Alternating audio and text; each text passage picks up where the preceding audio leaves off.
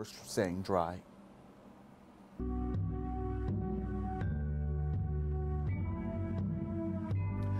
Tensions continue to rise in the Middle East after explosions erupted in southern Beirut over the weekend, just minutes after the Israeli military had warned people to evacuate. A large fireball was seen rising over the skyline of Lebanon's capital in what several news outlets are calling the worst night of attacks. As the conflict continues, humanitarian groups are beginning to sound the alarm. For us, of course, we are very concerned about the children because there is a large number of them who are children and they should not be exposed to all this trauma. While the ceasefire deal between Israel and Hamas remains at a standstill, the U.S. says about 350 Americans and their immediate relatives have been flown out of Lebanon amid the conflict. And back here in Texas, hundreds of pro-Palestinian protesters held a rally in downtown Dallas over the weekend. It was all part of an International Day of Action. According to the Dallas Morning News, a small group of counter-protesters gathered across the street waving Israeli and American flags. Today marks 1 year since the October 7th terrorist attacks in Israel, and families impacted here in Texas are still reeling. Our Blessing Ochukwu explains. When I first spoke to the San Antonio dad, he knew this war would be long. He expected it could last several months.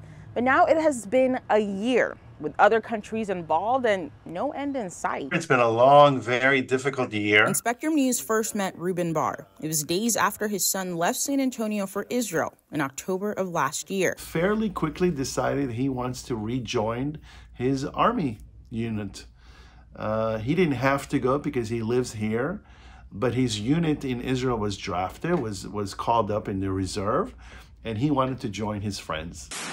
While his son was fighting for his country with the Israel Defense Force, also known as the IDF, Barr was doing his part by rallying in D.C., fundraising, and raising awareness for the hostages still in captivity. The blue ribbon is to remind everyone that there are 240 hostages being held by Hamas. Since then, Ruben's son returned to San Antonio and welcomed a new son. But the violence in the Middle East has reached a new phase of attacks. Now his unit is called again, and he's decided to go back and join them. And he's leaving Monday. Monday, exactly 1 year. He left on October 7th, 2023.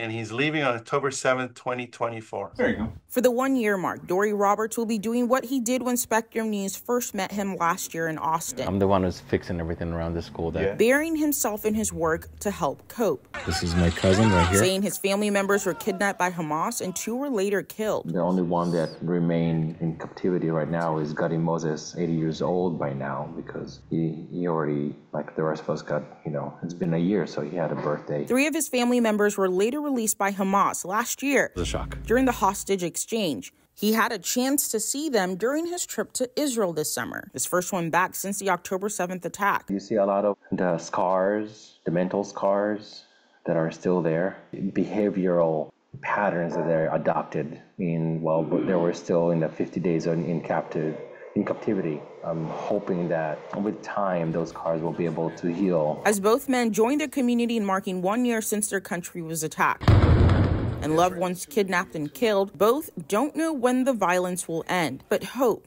it happens quickly. In North Texas, Blessing Ochukwu, Spectrum News.